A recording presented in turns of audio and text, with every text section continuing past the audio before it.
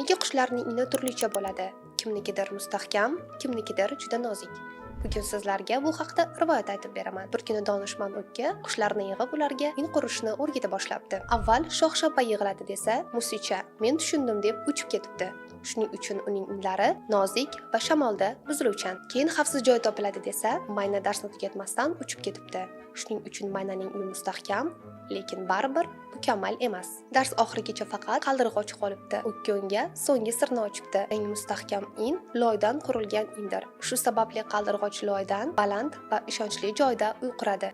UK Asset kompaniyasi ham xuddi qaldirg'och kabi mustahkam uylar quradi. Farg'onadagi Chinor Residence 9 ballik zilzilaga bardoshli, ishonchli, xotirjam hayot uchun qurilayotgan majmua. Uyni oldindan to'lovsiz 18 oyga yoki boshlang'ich 20% to'lov bilan 24 oyga bo'lib to'lash imkoniyati mavjud. Batafsil ma'lumot uchun quyidagi raqamlarga bog'laning.